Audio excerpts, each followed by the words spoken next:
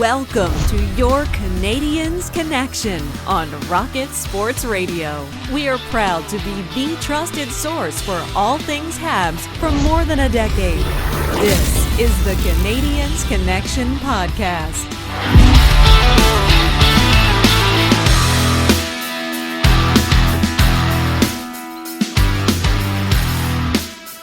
Hello, everyone. Welcome to the Canadiens Connection Podcast here on Rocket Sports Radio, keeping you informed, engaged, and entertained. My name is Michael Spinella, and I'll be your host for the next hour. This is episode 260 of the Canadiens Connection Podcast, and I'm very pleased to be joined in the studio by my co-host, the editor of the Hockey News Montreal, the founder and the president of Rocket Sports, Mr. Rick Stephens. And Rick, it's good to be back and see you here in the studio. How have things been? Welcome back. It's good to hear that familiar voice, and I'm sure it's good for our listeners to hear your familiar voice as well. Things were tremendous until a little while ago, and we have a little bit of a minor flood in the studio here, and so I'm glad that you were able to pack your rubber boots, and we'll power through this as we go along. Yeah, as they say, the show must go along. And before we get into the show too much, I just wanted to throw a little thank you out to Amy Johnson for holding down the fort while I was on vacation. She did an awesome job, and I'm sure all of our listeners appreciated that quite a bit. Absolutely. So it's a jam-packed episode. We'll get you up to date on everything Montreal Canadiens from this past week. Lots of prospect talk as well. In segment 2, we're going to do a review of the offseason moves made by Kent Hughes in camp. And then in segment 3, it's the Have Your Say segment. Our Canadiens Connection question of the week is, how would you rate the Habs offseason? We want to hear from you. And Rick, what's the best way for our listeners to reach out and let us know? 5853-ROCKET, 5853-ROCKET. I may not have to repeat it because it seems that our listeners know that number by now. You can text us anytime, 24 hours a day. We got a lot of texts. We got a lot of comments. We got some Facebook messages. We got some emails. Our email is hello@rocketsportsmedia.com. All about last week's episode on the Canadiens draft video, and it kind of churned up those draft opinions and feelings again. So we are grateful to all of you for reaching out to us, and we'll get to your messages, to some of those messages, in our third segment. But we'd love to hear from you. I'll say it one more time, 5853-ROCKET. You can also touch base with us on our social media. Make sure you're following @Habs Connection on Twitter, Facebook, and Instagram. Plus, you can check out our website, canadiensconnection.fm. And from this past week, we have a couple fascinating stories to talk about. First and foremost, and this is not a drill, the ice has been installed at Bell Center. So is it time for hockey yet, Rick? Yeah. You know, when the ice goes in, that it's only a few short weeks away till you'll see Canadiens players on that ice. And the Montreal Canadiens put out a fascinating little video on social media, how that whole process takes place. The ice out for the summer, just the concrete floor there.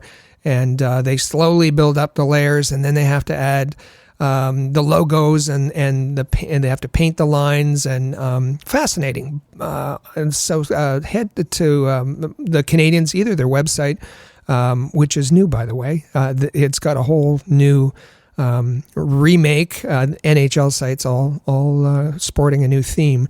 So take a look at that, but also look at the video on ice making at the Bell Center. And now it's time to make fun of Milan Lucic. Lucic, of course, rejoins the Boston Bruins this offseason, and we know that there's that long rivalry going on between the Boston Bruins and Montreal Canadiens.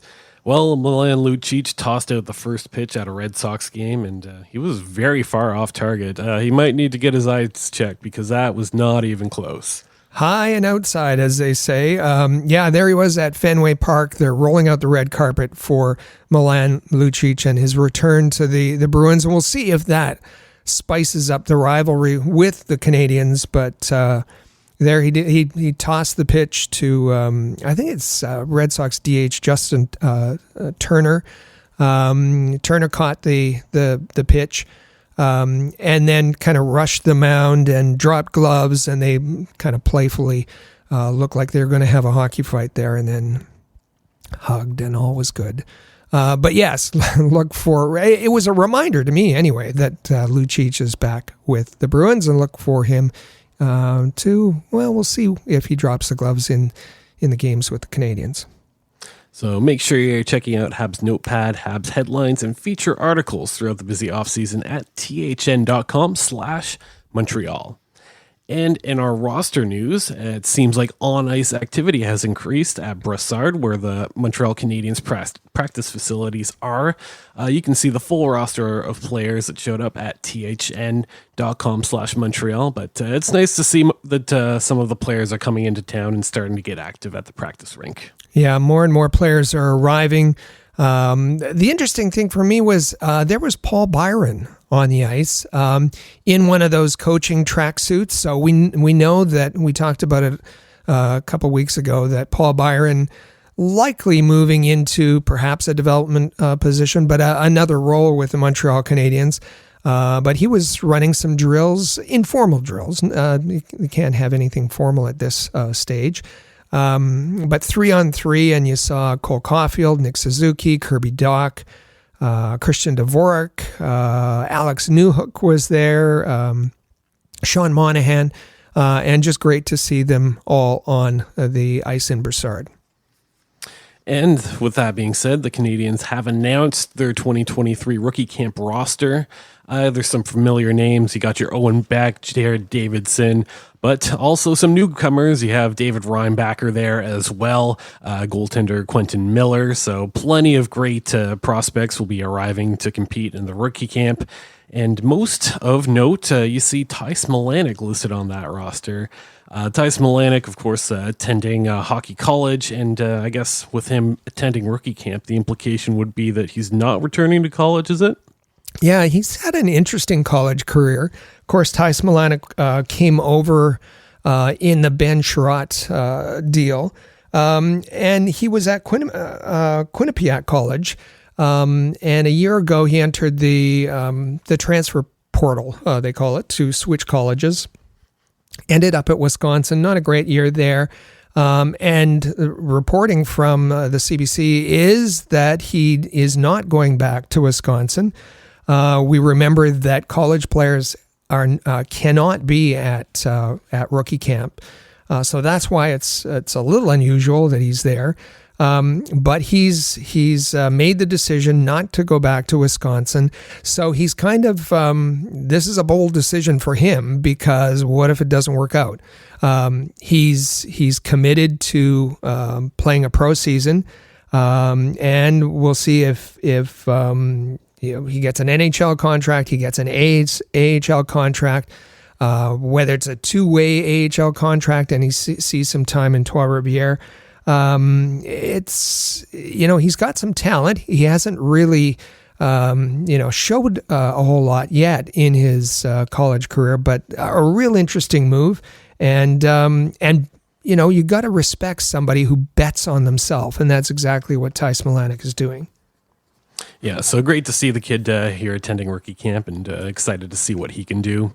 I mentioned David Reinbacher just a little while ago. He'll be attending the camp as well, and the big question here is, will he remain in Montreal, or will he return to his former team in Cloton in the Swiss League? Well, Cloton's head coach, Jerry Fleming, discussed a potential development plan for Reinbacher if the Habs were to decide to send him back to the Swiss League. There was a whole article about this in The Athletic, and Rick, what do you think? Well, let's remind everybody that he won't be playing in the AHL. It will either be back in Switzerland, in the National League, or with the Montreal Canadiens. There's a tiny chance that he remains with the Canadiens if he is spectacular at camp. I think the staff themselves, the Canadiens hockey ops people, are planning on seeing David Reinbacher return for another year in Europe, and that would probably be best for his development, rather than getting marginal protected minutes in Montreal or spending some time in the press box. But a lot of pressure on him, and he certainly wants to show the fans and show his bosses that he was the right pick at number 5 in the most 5th overall in the most recent drafts. So he'll be interesting to watch at camp. Logan Mailloux will be interesting to watch at camp. Sean Farrell, Emil Heineman, lots of interesting names and at the rookie camp. And we've got at, you mentioned thn.com/Montreal, we have a whole rookie camp roster that you can download or that you can print and that you'll have throughout rookie camp. And if it wasn't clear enough that the hockey season is coming pretty soon, the Montreal Canadiens annual golf tournament takes place on Monday. So it might be a little bit early in the hockey season to start playing golf, but all jokes aside, this is a good sign that this is on the way. Like I said, starts Monday, September 11th at Club Laval-sur-le-Lac. And last year, what happened was this is where we learned that Nick Suzuki would be the captain. So I got to wonder, what's the big announcement going to be this year? Yeah, will we learn who the alternate captains will be for this season? Joel Edmondson was one of the alternates last year, announced at the golf tournament along with Brendan Gallagher. Will Gallagher keep the A? Likely. And I guess the betting choice will be that David Savard will join him with an A. He had one at times last year. But it could be, if the Canadiens want to promote their young players, could be Caden Gooley, Cole Caulfield. Those would be interesting choices to announce as well. So now I think it's a good time to get to our Habs prospect report. It's time for the Rocket Report. The Rocket Sports Media Team is your premier source for information about the Laval Rocket, the AHL affiliate of the Montreal Canadiens, as well as Habs prospects playing in the CHL, NCAA, and leagues around the world. Bookmark thn.com/Montreal to follow our comprehensive coverage of Canadiens prospects. As we previewed on last week's show, Owen Beck, Sean Farrell, and Philippe Michard participated in the annual NHLPA Rookie Showcase in Arlington, Virginia this week, and we got to hear from each of them individually. Interesting interview with Philippe Michard. Didn't have too much to say about himself, but it sounds like he's going to be sleeping on Juraj Slafkovsky's couch, or at least in his apartment. That's right. Until he finds out what he's going to be doing this year, he's staying with Slafkovsky. Good friends, of course, we all know that. And he wanted to talk a little bit about about Slafkovsky's season more than his own, I think. He said that, it's been a long layoff for Juraj since last January, but he expects that he'll get right back on track very quickly. Talked about what a good player he is, how big he is, how fast he is, and said in his mind that Juraj, his friend, is definitely an NHL caliber player. Putting in a good word for his friend. That's always nice to see. Sean Farrell, in his interview, he talked about having a pretty big summer. He finished his economics degree at Harvard, so big congrats to him. And also, while that was happening, he put on about 6 pounds of muscle, so getting stronger and smarter. That's tough to do, but nice that he was able to do it. He talked about that the Canadiens provided him some guidance after last year. We remember it was kind of a whirlwind for him, ending his college season, arriving with the Canadiens, and he played 6 games. And remember, Kent Hughes had to go to bat for him to get him in the lineup. And he said that it was, from living on his own rather than living with a group and eating together with a group in college. He was in a hotel. And the adjustment to life off the ice was just as hard as to the jumping from college to NHL. It was so much quicker. And he said, he was so nervous the first couple of games. He wasn't playing his game. So after that, he got into a bit of a groove, slowed things down, became the player. He scored a goal. He scored his first NHL goal.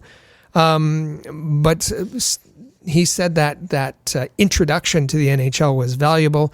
because he knew in the offseason what he had to work on, and the coaches had asked him to try and work on his strength, be stronger over his skates, kind of a lower center of gravity, and he's done that. Because he was coming off a great college season, 53 points in just 34 games, second to Adam Fantilli in the NCAA. And then, so he did all this work. You mentioned the 6 pounds of muscle, but also he had courses to take to finish off his degree. He finished the requirements for a 4-year degree in 3 years at Harvard. Now that's an accomplishment. He's going to get. He's going to be graduate in November, I believe. So a very busy summer. He spoke highly of Marty St. Louis. Said, Marty was one of his childhood idols, and he appreciates the conversations they've had and the respect they have together. So that's somebody that you should be looking at.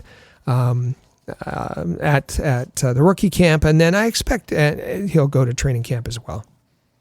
And finally, Owen Beck, he had a time to chat with the media as well.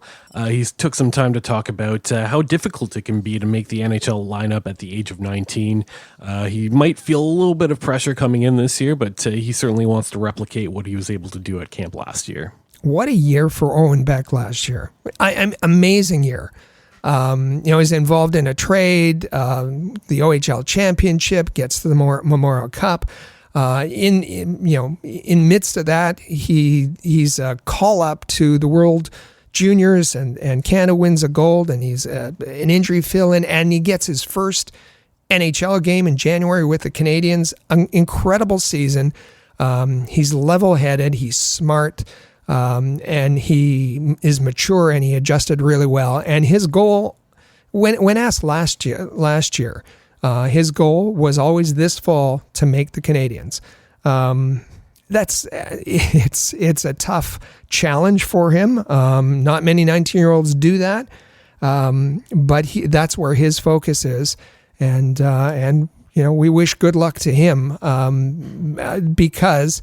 If not, he'll go back to junior, and as we've talked about, Mike Raschel had some input into that the team that he's going back to has been stripped to the bones, so there's not going to be unless there's a trade coming, there's not going to be much challenge for him there. So maybe his development is better spent with the Montreal Canadiens. So over the course of the summer, and even before the summer happened, we talked about various rankings of NHL prospect pools and prospects.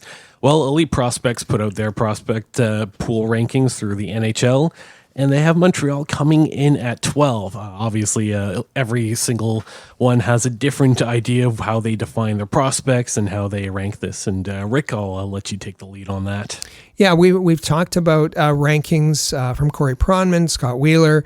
They have different ways that they categorize a prospect, usually by age. Elite Prospects, they categorize a prospect by anyone who yet has the ability to win the Calder Cup. So someone like Juraj Slafkovsky would be eliminated from that prospect list. Cole Caulfield eliminated from that prospect list. So as a result, you have the Canadiens 12th, as you mentioned, this year ranked, which is a little bit lower than some of the others' rankings. And I wouldn't despair about that. That just means that many of the players that Elite Prospects would consider a prospect have graduated from that category. From Elite Prospects, the Canadiens were sixth, the sixth ranked team in 2021, seventh in 2022, now 12th this year. I think it's interesting. They did about 20 prospects or so.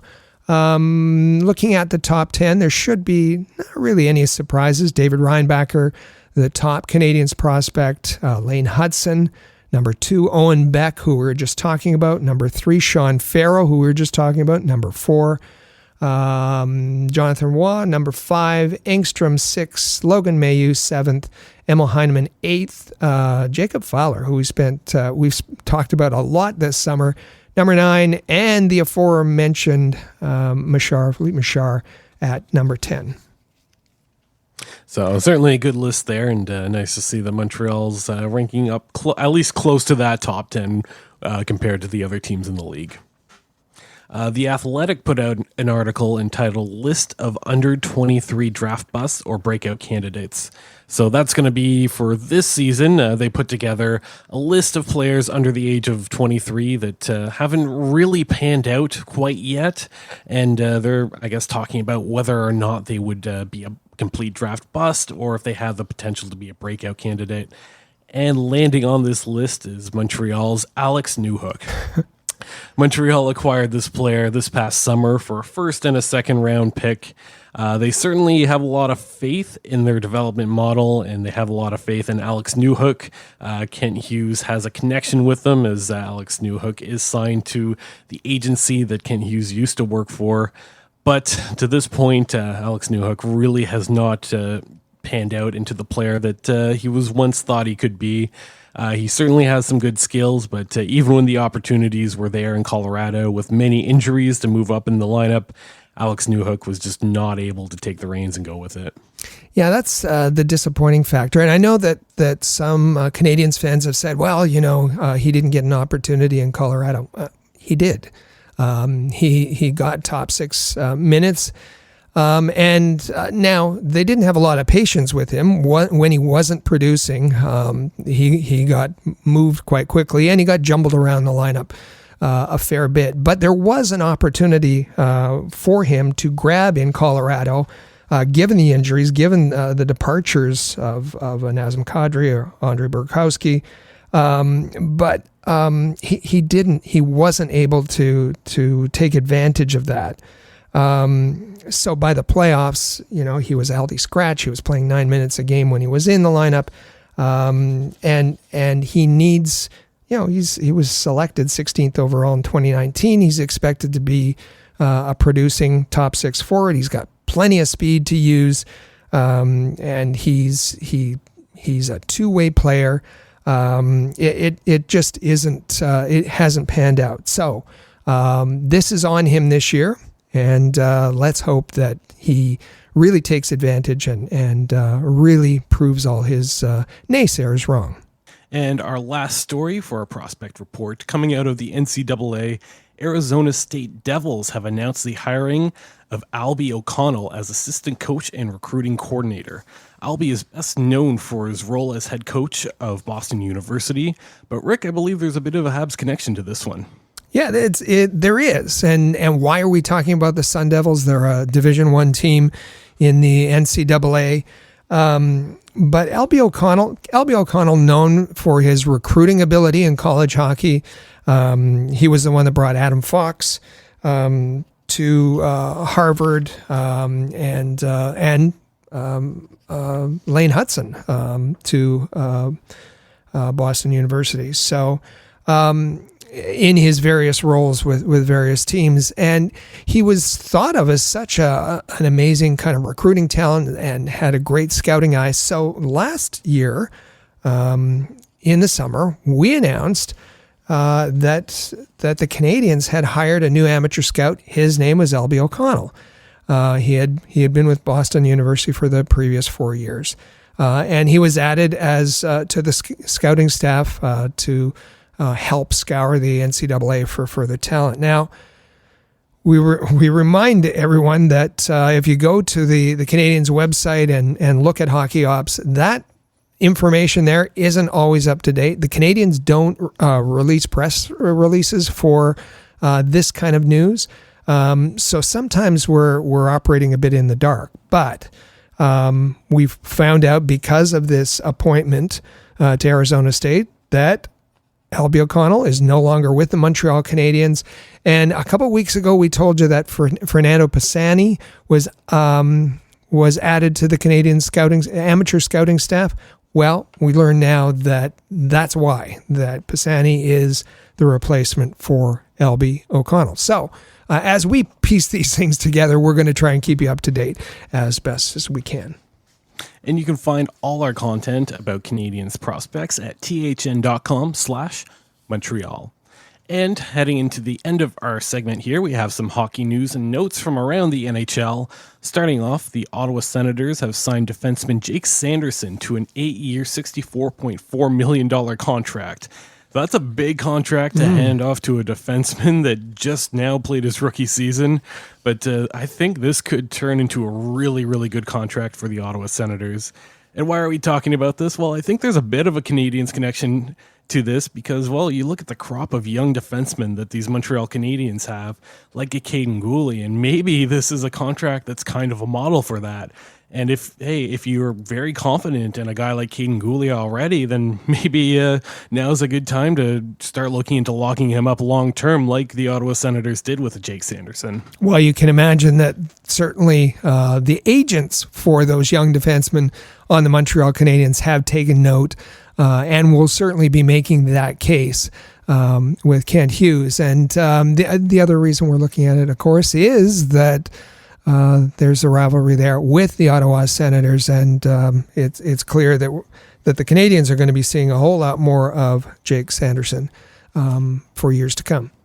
Yeah, absolutely. And honestly, Jake Sanderson had a pretty good rookie campaign, so I do think that this will ultimately be a great contract for both sides. Yeah. The NHL general managers and coaches met in Chicago on Friday.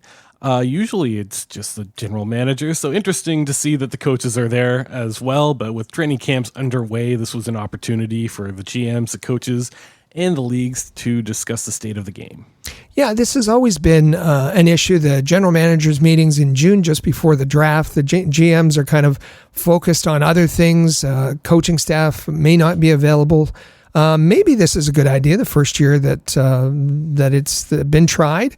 Although the room size changed, and this is from 32 individuals to 64. The GM and the head coaches met, and this they met in Chicago. They had a dinner on Thursday night, and then had a full meeting on Friday.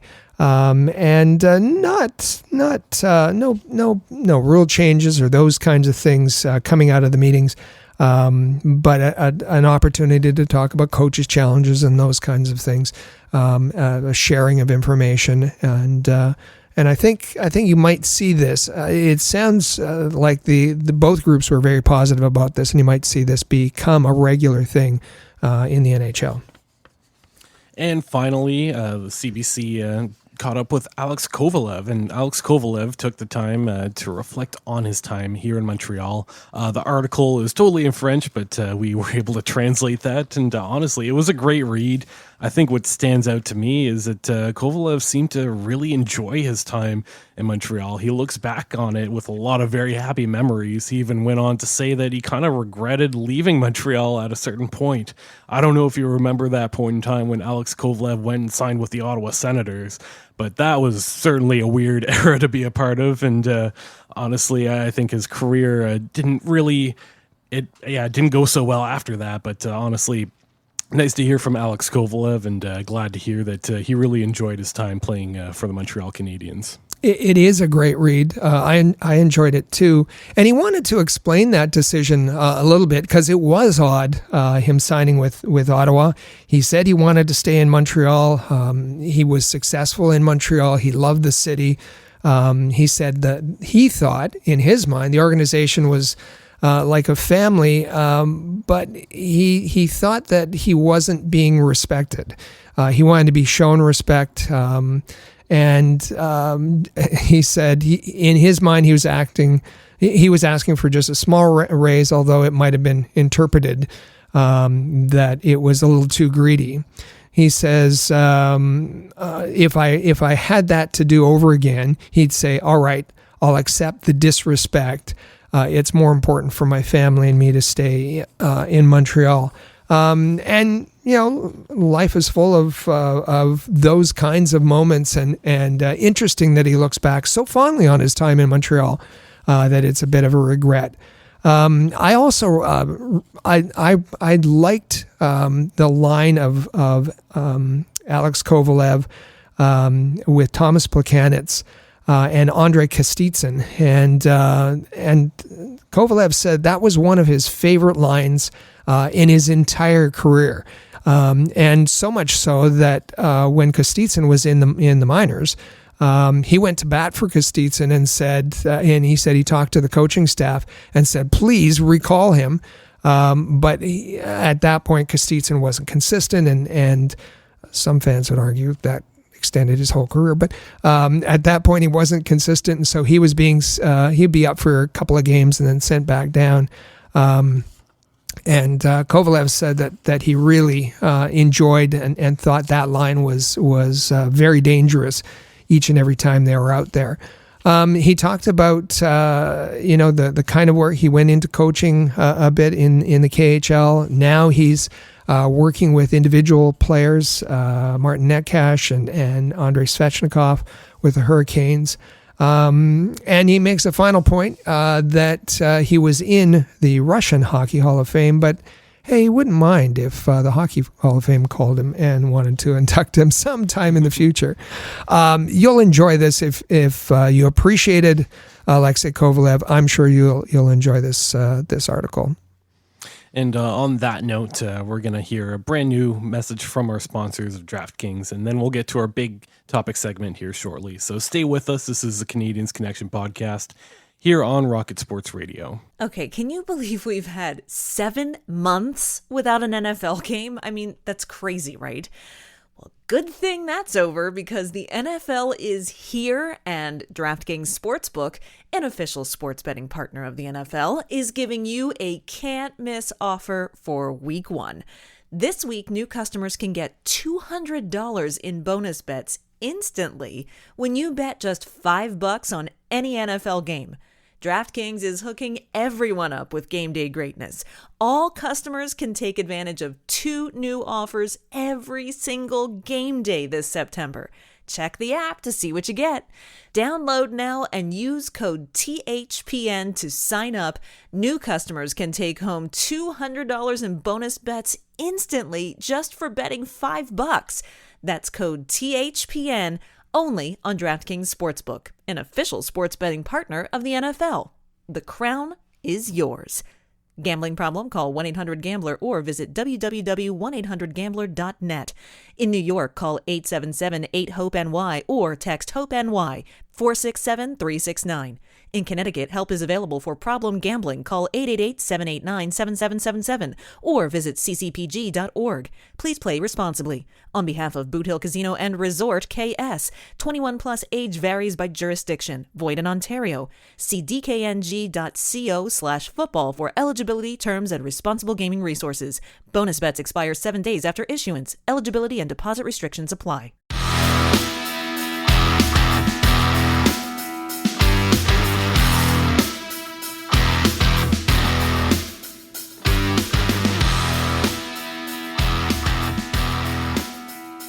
Well, welcome back to the Canadiens Connection podcast on Rocket Sports Radio. Hey, I'm Amy Johnson. You can find me on Twitter at FlyersRule. And I figured, I just got done reading the brand new DraftKings ad for the show. So why not stick around? But more importantly, I hear, Rick, that you're installing a pool in the studio. So I didn't really want to miss that. Yeah, Michael is bailing water right now. I'm sure he'll be back. I think he's going to be back in a little bit. Got a bit of a flood here. And this we're practicing line changes, right? Right. To be ready for the season. Yeah, something like that. Well, welcome. I'm glad you're here. It's great to be back. It's been so long. Yeah. Don't forget, everyone, you can also follow at Habs Connection on Twitter, Facebook, and Instagram. Visit our website at canadiensconnection.fm. Hey, Rick Stevens, by the way, you can follow him on Twitter at Rocket Sports. And while you're, if you've still got the floaties in the pool and you're just floating around listening to the podcast, just don't come forget on in the studio, get your feet wet. Come on in, and don't forget to subscribe while you're listening. Yeah. You might be still floating around in the pool. You might still be playing golf, and the Canadiens are absolutely going to be playing golf this coming Monday with the annual golf tournament kicking off, kind of signaling the start of the really intense preparations for the opening of our new NHL season, which is coming before you know it, really. Mm-hmm. So, the annual golf tournament is kind of like just like Labor Day is kind of the end of summer signal for kids to go back to school, the golf tournament is kind of the end of summer signal for Habs fans that, okay, it's time to get back on the ice. Things are going to start happening and it's time to get things underway. So it's a good time to kind of do a little double check on what Jeff Gorton, Kent Hughes, and the hockey ops staff accomplished during the main part of the offseason. Yes, we're still in the offseason. Things can still happen. We're still waiting for possibly more things to happen. But the bulk of the offseason has taken place. And Rick, it's a good time to just kind of sit back and evaluate as a whole, how the organization and if the organization took another step forward in the rebuild in preparing for the next chapter with this new season that's about to start. And listen, we got these brand new red pencils, and we just wanted an opportunity to use them in assigning our grades in the different categories for the work over the summer. No, this we see on social media. There's folks that are all in on Kent Hughes, all in on Team Hugo. There's never been a bad move, and then there's the other folks that aren't happy necessarily with the last two drafts, and are wondering about some of the unproven talent like a Newhook and so on. They're coming in and are all set to give bad grades. We're going to try to be a little more fair than that, a little more down the middle than that. And when we call our balls and strikes here and see just how far use a football analogy, it is the opening weekend, how far the team has advanced the ball down the field this quarter towards being a sustainable contender, as Kent Hughes always says. First way to do that, obviously, is focusing on the roster, and the first order of business for the roster was determining what to do with last season's RFAs and UFAs once those contracts came up on July 1st. So we'll start with the RFAs. There were a number of them this year, but there is only one, Rick, that they decided to not qualify and not re-sign, and that was Denis Gurianov. They did go ahead and sign RFAs Michael Pezzetta, Cole Caulfield, Alex Newhook once they had after they had acquired his rights, Raphael Harvey-Pinard, Jesse Ullinen, Mitchell Stevens, Lucas Kandata, and Nicholas Baudin.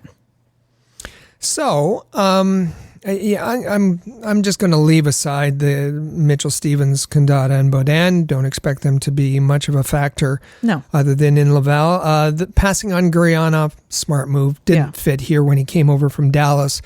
He ended up being cut loose. He was a free agent. He signed with Nashville. Obviously, the Cole Caulfield move, everybody's happy about that. Mm-hmm. Both Cole is happy, the organization's happy, fans are happy. All good there. If you're going to bring in Alex Newhook, you better sign him. Harvey-Pinard and Jesse Ullinen, both great signings. Yeah. The only question mark I'll have there, and listen, I love Michael Pezzetta. We dealt with Michael a lot when he was in Laval. He's a great interview. He's a great person. He's a good guy. He's a fun hockey player to watch. And he is. Yeah, he has fun on the ice, and he brings the toughness. Yep. With all the young talent coming up, is he taking a place that could otherwise be, somebody else could be taking that spot and bringing more to the lineup? That's, if we're grading, that's the only one that I might not give a pass grade to. Well, and the fact that he was the very first contract that they signed in the offseason. That's very odd, yeah. Which was, and we said that at the time. We flat out said, okay, this was not the contract that we expected to be talking about first. So we'll see how that all kind of shakes itself out. Now, as far as unrestricted free agents, I'm gonna go ahead and say that I am not shedding a tear over any of the four that have left the organization. Goodbye, Jonathan Drouin. Goodbye, Alex Belzile. Goodbye, Anthony Richard. Goodbye, Joel Teasdale. And I'll qualify that by saying Richard did a good job in Laval. He's a very good AHL player. But it was time for him to move on for the same reason that you just spoke about with Michael Pezzetta. There is such a logjam of prospects going to be in Laval this season. You wouldn't want to risk leaving an Anthony Richard on the roster where his dependable scoring abilities and whatnot might leave him in the lineup more often in place of a prospect. So I'm fine. I wish Anthony Richard the best of luck. And Joel Teasdale just never panned out for me with Joel Teasdale. A little bit half a season this year, but I think Joel Teasdale is better served by starting over somewhere else as well. I'd say, yeah, I agree with all of that. Jonathan Drouin, no use to dwell on that. No. That was long overdue, him moving out. Alex Belzile, like being the center of attention, but as you said, it's time for the young players to step forward and to start winning as a group. And I think that and there were others. These were the most noteworthy. There was Corey Schooneman. There was Otto Leskinen, Chris Tierney. You're right. So these were the most notable ones that you mentioned. Now, they did sign 2 UFAs. They signed Sean Monahan, and that was a question mark. His contract was up. He was an unrestricted free agent at the end of the season. He made it known that he wanted to stay in Montreal, and they found a way to get that done. And then they brought in a new forward, Lias Andersson. Lias Andersson, a dart throw. It hasn't worked out, but there is potential there. Jeff Gorton is familiar, probably worthwhile, but we'll see how that turns out. Sean Monahan, fabulous. Got him for a good price, and he is going to be one of the. He'll be able to hopefully be healthy all season and be able to mentor the younger players. He looked so good when he played with Kirby Dach and others. So there's always the opportunity that he could be moved at the trade deadline. So, the gold stars for those 2 moves. Yeah, I think I actually was pretty pleased with how they handled UFAs this year. Both the 2 that they signed in free agency and the ones that they allowed to move on. Yeah. It was indicative that they do have more of a development mindset and a focus on the younger guys, and I think that's what was needed. So as far as signings go, I would say 98%, pretty good, I think. Yep. So moving on then, after you get past the signings, how else do you address the roster? Well, things happen around the draft. We know that they drafted. They had plenty of picks at this year's draft, but the big kind of news going into it was that they took a bet on Alex Newhook, and gave up. They paid a pretty price to acquire Alex Newhook from Colorado, and Rick, this is a gamble that they felt was worth the risk. Yeah, this one's tough. Big price. Mm-hmm. First round pick and a second round pick, late first round pick, early second round pick, and betting that as reclamation projects go, that he'll follow the Kirby Dach model. Dach has more potential in my mind. Dach has much more potential and showed a little bit more, I thought, than Alex Newhook did in Colorado. This is a big bet. This is huge. Now I understand the theory behind it. You can't bring in all draft picks and advance your rebuild because by the time all the picks are ready, the Suzukis and the Caulfields and the Caden Gouleys will be in the twilight of their career for some of them. So they want to advance that. They want to bring in similar age players like Dach, like Newhook, to the current young core that they already have. Was he the right one? And I don't know about that. Was the price really, really steep? I think yes. Too steep. Yeah. I agree. I said it at the time. I like Alex Newhook. I like. I don't mind taking the risk on a player like that who could have the potential to do good things and do big things, but I absolutely hated the price tag. I didn't. For me, it's not the move that I would have made. So hopefully that move pans out. The next draft related, I don't want to say, well, sort of controversial topic, was who the Canadiens were going to take at number 5 overall. And of course, it for a lot of people came down to, was it going to be Michkov? Was it going to be, someone else? It was basically, is it going to be Michkov or someone else? And it was going to be someone else. And they went with defenseman David Reinbacher. And, there were certainly mixed reactions among fans. There were mixed reactions among the media. And I don't know. He's going to be he'll be a big focus at rookie camp. That's for sure. And mixed reactions from draft experts, people who do this all the time. Yeah. You just wonder where the Canadiens' priorities are. Where they've talked about selecting best player available. I think we can throw that out the window. Last year they went for size. They needed size. Mm-hmm. Jeff Gorton said they needed to get bigger. They selected the top prospect who had the biggest size. This year they wanted a right D. They wanted a mobile defenseman to be one of their top defensemen, and they zeroed in on Reinbacher almost from the start and stuck with it. So I know there's so many of our listeners that would rather they have taken Michkov, just the talent level, the pure talent level itself. Mm-hmm. I had talked about Ryan Leonard and the connections or the comparisons there with Matthew Tkachuk and that type of gritty scorer who's tough to add to the lineup. Jeff Gorton said those players are tough to add.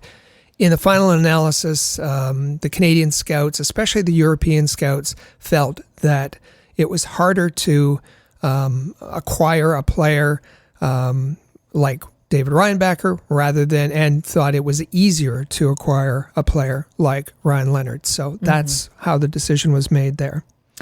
Finally, as far as the draft was concerned, their decision, it's no secret that goaltending is one of the future of goaltending in the organization is one of the weakest positions on the roster right now.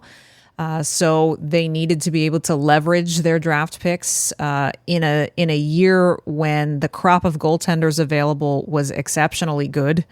And so a lot of people had a lot of other names on the kind of target list for the Montreal Canadiens, and they ended up bypassing all of that partially because of the picks that they gave up for Alex Newhook, making them not able to select until later after the first run on goaltenders had taken place. And they ended up selecting Jacob Fowler. And I think this is going to be another gamble. It's not that Jacob Fowler wasn't in the conversation for one of the top group of goaltenders, but he wasn't, if you take a group of goaltenders who were considered the best goaltending options in the draft, Jacob Fowler was probably towards the bottom of that small group of goaltenders. And that's nothing against him. It's just, he wasn't expected to go above, guys like Trey Augustine or Rabel or Gayan or, any of those guys. And that's who the Canadiens ended up going with. So the Canadiens, they passed on other options. What options did they have? They could have, looked at the top option. We think from reviewing the video, and you can listen to us from last week's episode, that they were talking about the goaltender with the best tools, being Adam Gajan. But they passed on that. They also passed on Yaroslav Askarov, who was being made available by Nashville, a top goaltending prospect. Nashville was trying to make a splash in the draft, made him available to the Canadiens. They chose not to. No one followed that trade. There was no trades in the first round of the draft this past year. So, and again, as you've said, Alex Newhook is an NHLer with speed, lots of good qualities. Is he a top 6 player? We don't know. I don't think anybody knows at this point. He certainly hasn't proven that so far. David Reinbacher, he's going to be a good NHLer who's going to eat minutes. Is he an elite mobile defenseman? The jury's out on that. Jacob Fowler looks to be the kind of goaltender who would fit really well with this market. Confident, cocky, comfortable, a quote machine, and a decent goaltender as well. Maybe not the goaltender with the best tools. So we're not criticizing any of these folks. I think our audience is smart enough to know that. But there's some question marks with the haul that they came away with from this year's draft and last year's. So another way that you really make a difference in a positive direction compared to how the direction the team has been going the last few years, it almost got to be a bit of a repetitive story about the Canadiens' injury status and man games lost and the need to overhaul the medical staff. And they have finally done that this summer, Rick. They have, house has been cleared. There's been a lot of turnover in terms of the medical staff and the therapy staff. Pretty bold decision, and not just the auxiliary people, but some of the main people, people who had been with the organization for up to 20 years. But going out and getting quality, the athletic therapist Jim Ramsey, one of the best in the business, formerly with the Rangers, well known to Jeff Gorton. Maxime Gauthier, a physiotherapist, well known in Montreal. They've added a new massage therapist, 4 new sports medicine physicians. So new they don't even have their pictures on the website yet. We don't know what they look like yet. Yeah, but they are making major changes to an area that's been a problem for the Canadiens for a number of years. Absolutely. In the hopes that maybe this year they can not hobble through the season like they have in too many years in the recent past.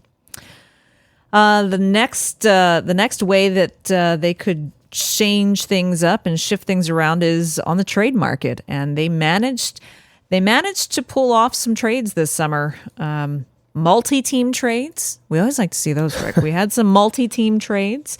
First and foremost, sending Joel Edmondson to the Washington Capitals. That's a win in my book. For sure. Joel Edmondson was valuable in the Cup run for his tough nose play and the Four Horsemen group, because of his back injury.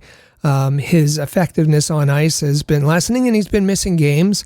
And last year he was a big help to some of the young defensemen, but you want to now clear some spots so the young defenseman can take another step.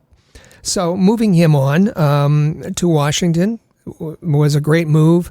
Half of his salary retained, but that's not unexpected. The return was maybe not what folks were expecting, but again, that's his declining value on the market.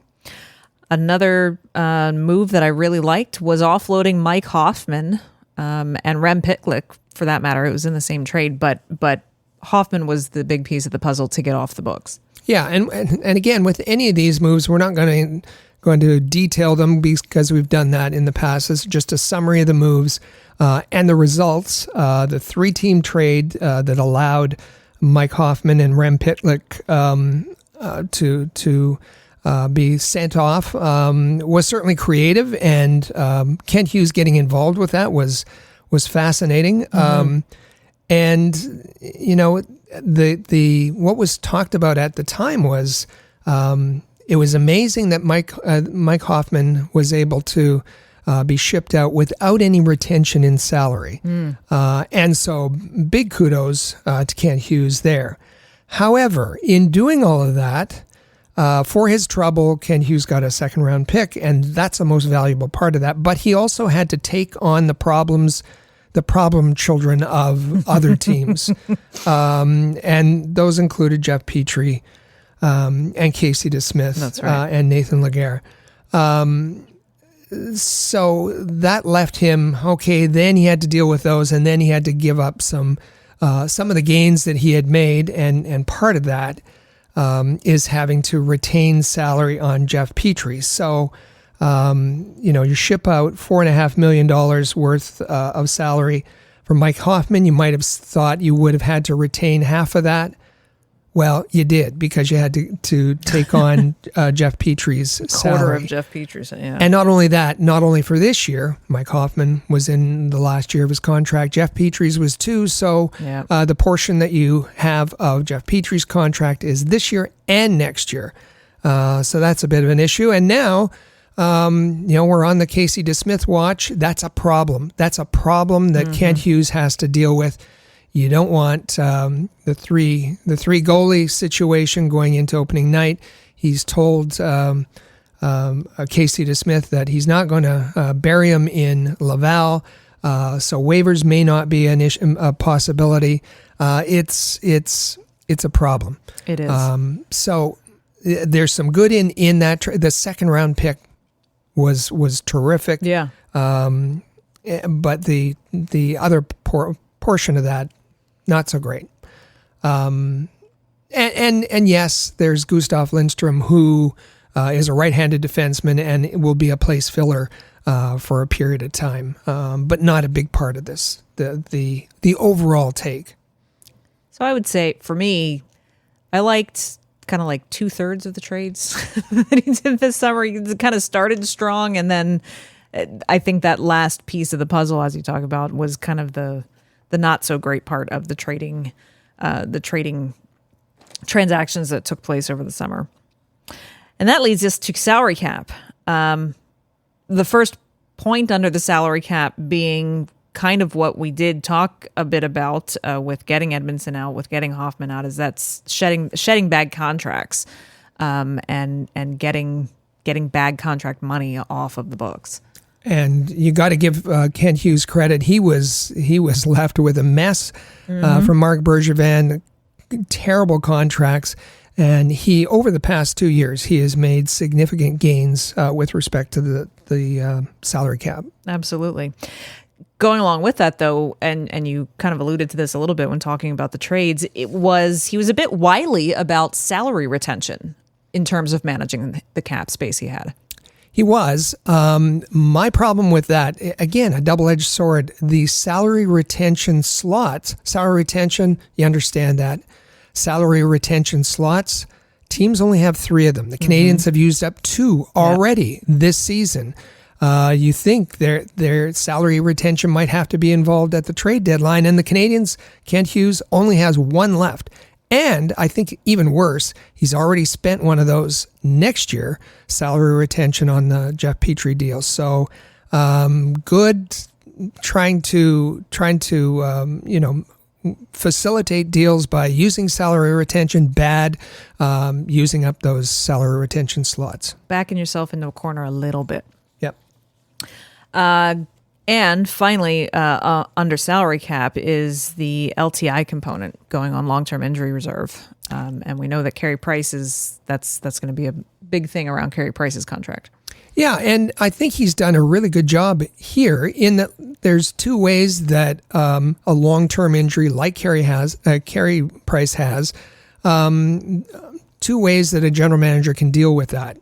Either off-season LTI or in-season LTI. Last year, Kent Hughes used off-season LTI, and in that way was able to add up to $10 million, and that facilitated the Sean Monahan deal.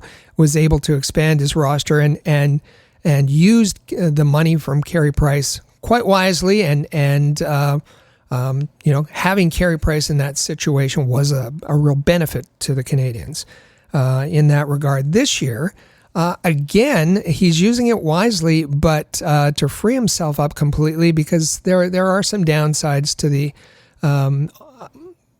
off-season LTI. That is, that bonus money might become a problem and charged the next season.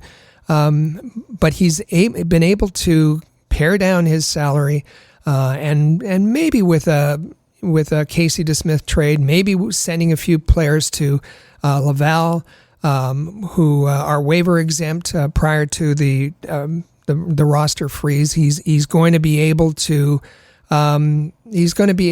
include Carey Price, and that way he has a lot more flexibility during the season. He's not going to spend all that money, the $10 million during the year, or it's unlikely that he will. But that way he doesn't have to worry about bonuses and other things. So I think Kent Hughes is done really well here in maximizing the use of Carey Price's money. I know there's still some. Well, they're haters. They're haters, Carey Price haters, and they say it's a complicated mess. His salary and the impacts on the salary cap for the Canadiens. It's just nonsense. Not really. No, it's not really at all.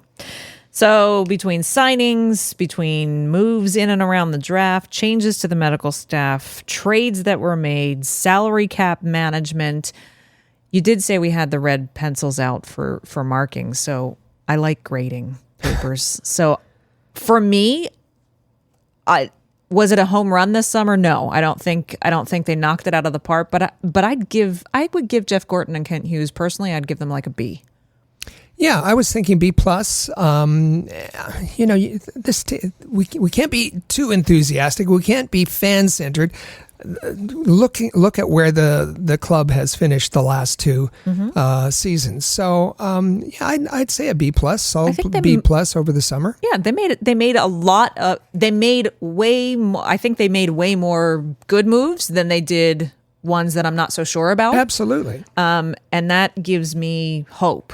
I'm feeling a bit optimistic. It's cautious optimism because I've been tricked into that before. Yeah, and as we've said, there are some gambles in those moves that they made, and we're really going to have to see how they play out before we can give a final grade. All right. Well, I think Michael Spinella has done his due diligence on water bailing duty.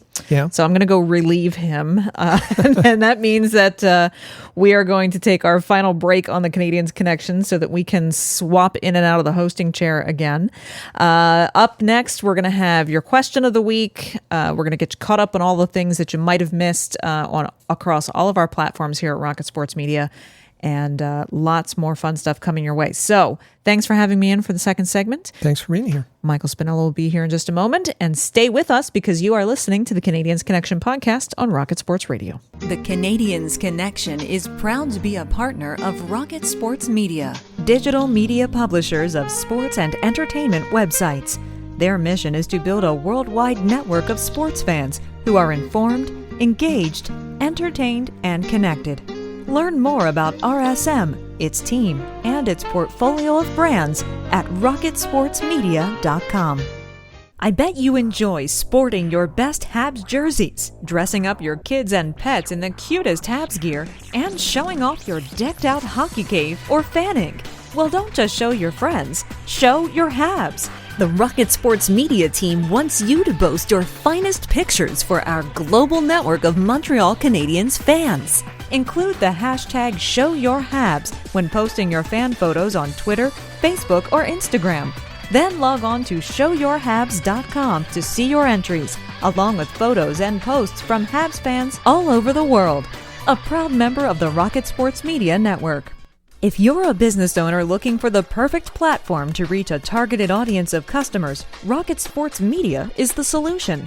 Our global hockey community provides unmatched social media reach to an attentive demographic of sports and entertainment fans. We can provide visibility to your company, helping you to engage and leverage this prime group of potential clientele.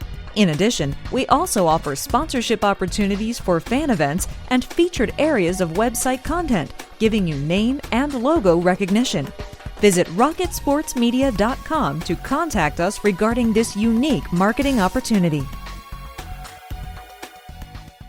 For the most trusted source of news, analysis, and features about the Montreal Canadiens, log in to thn.com/Montreal, your year-round source for anything Habs related.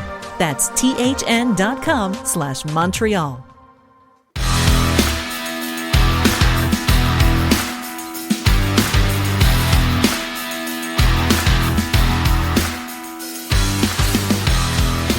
Welcome back to episode 260 of the Canadiens Connection podcast here on Rocket Sports Radio.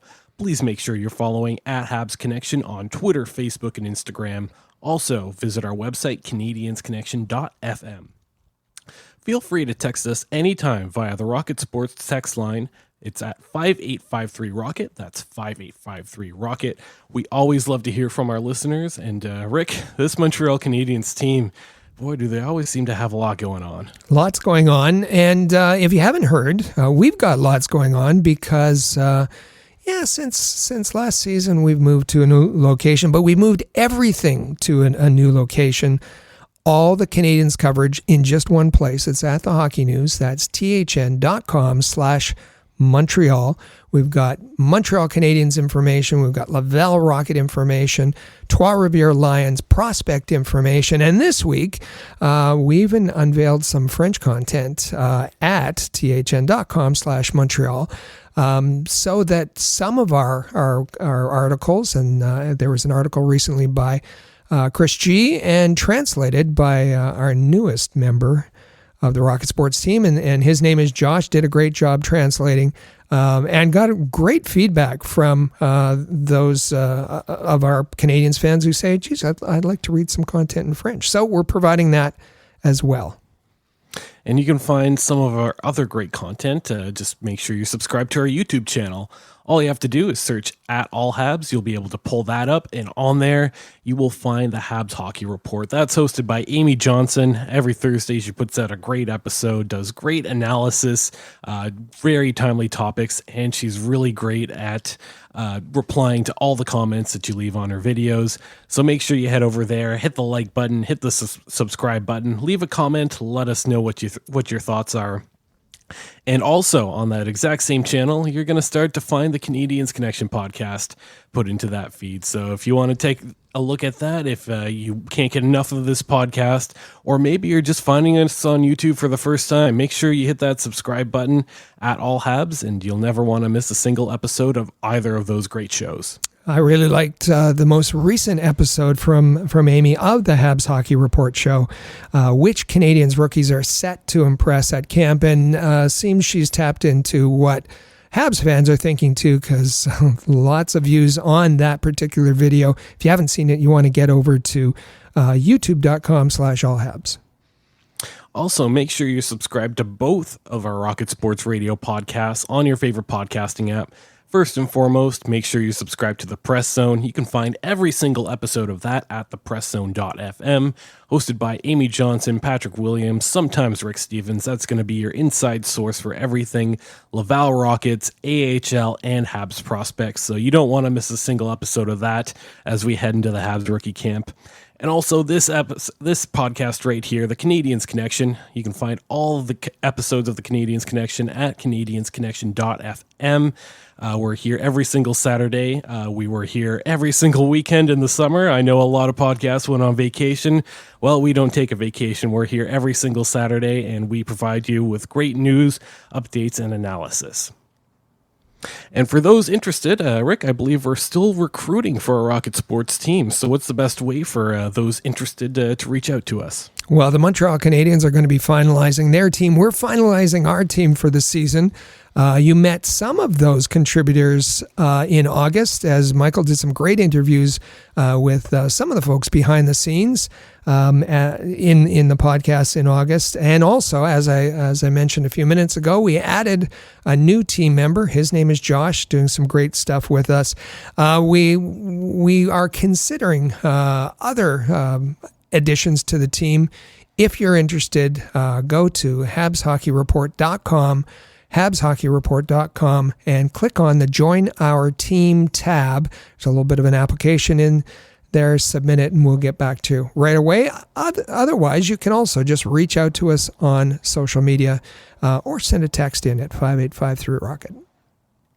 And now we'll get to our Canadiens Connection question of the week. So our question that we're asking all of our listeners is, how would you rate the Habs offseason and all of Kent Hughes' moves? We want to make sure we hear from you. Like I said, reach out to us on our Rocket Sports text line, 585-3-ROCKET. You can also reach out on social media. And Rick, I believe we have an email as well if people have a little bit more to say.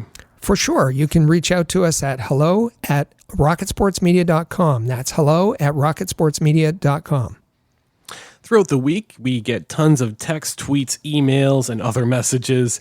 And Rick, after last week's episode talking about the draft, we seemed to get a lot of replies from our listeners, didn't we? We sure did. It kind of triggered those feelings, those thoughts about the draft, about the Canadiens' decisions about the draft. Before we get to those, I just want to, as we do, if we make a mistake, we want to correct that. So I want to deal with some corrections for last week's episode, and the episode's called "Sparks Fly as Habs Scouts Debate Prospects: Skill or Stats." That's Canadiens Connection episode 259.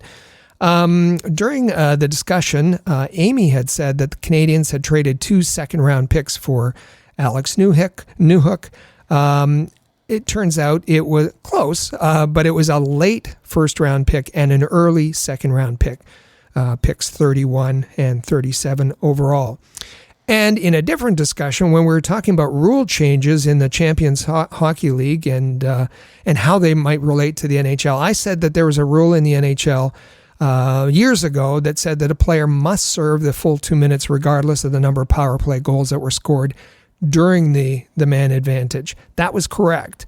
And I said that the current rule, 2 minutes or less, was a result of a change because of a potent power play. And then and that was correct.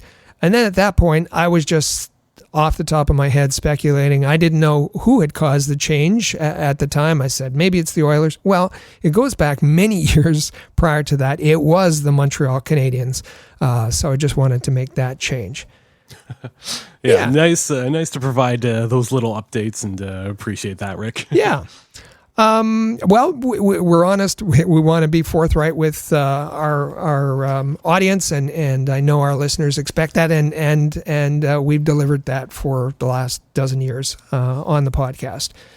On the draft itself, we got tons of messages, in various forms. Again, the draft remains controversial.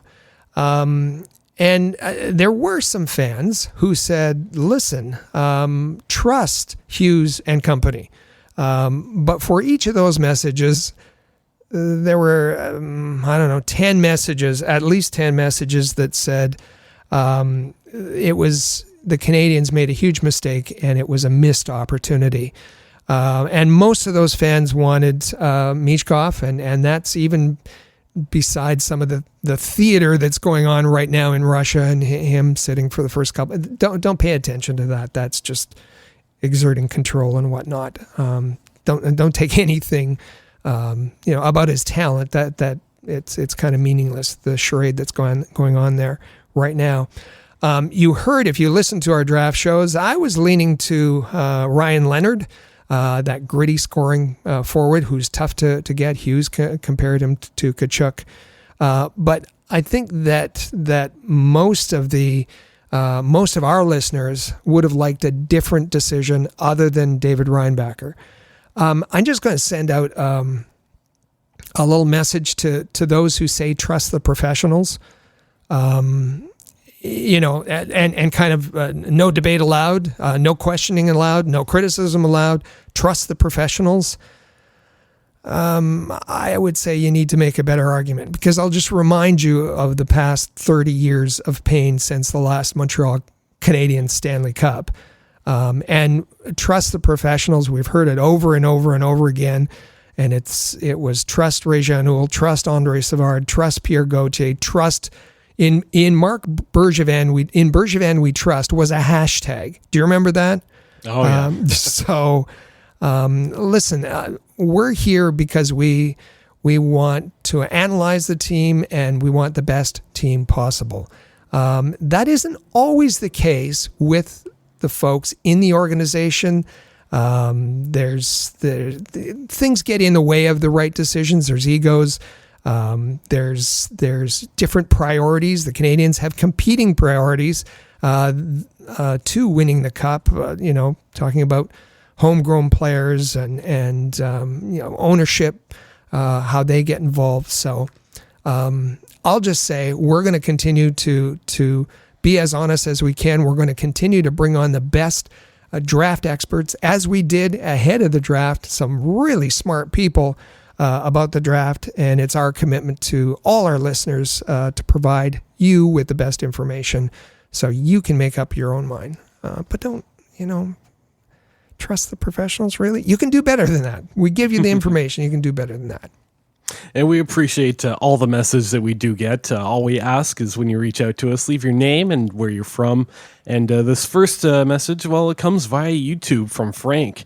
And what Frank had to say is an excellent breakdown of the Habs draft video. Thanks. And thanks goes back to you, Frank. We really appreciate that comment.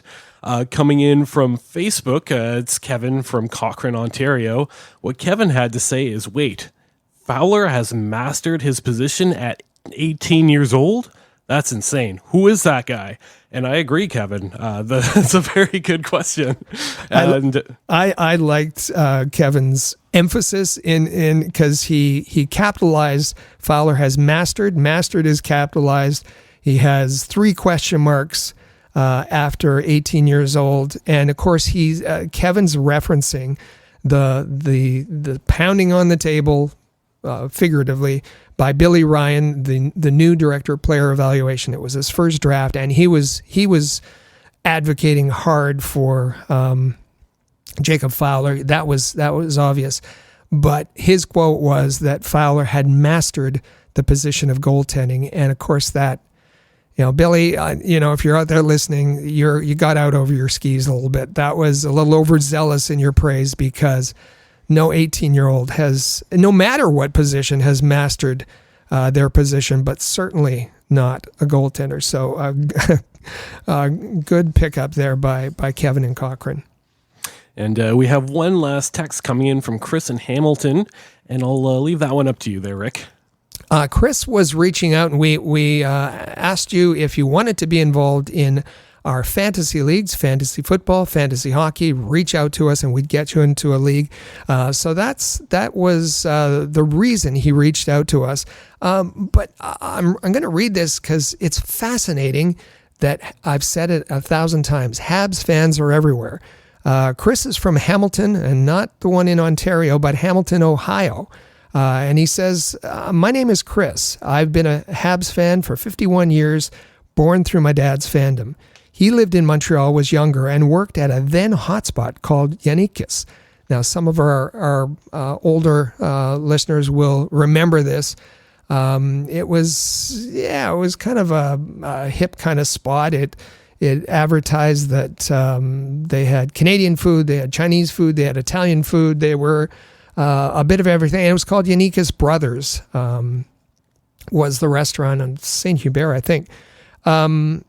Anyways, Chris goes on to say, this was a dining destination for Habs players. That's right. And his dad talked hockey, discussed hockey with Habs legends like Rocket Richard and Jean Beliveau when they popped by after a home game at the Forum. Incredible. He goes on to say, my dad took me to my first game when I was 4 years old at the Montreal Forum. We saw the Habs play the Bruins. Bobby Orr was in the house. It was super exciting. What a great memory. And again, we love hearing these kinds of stories from our Habs fans who are indeed everywhere.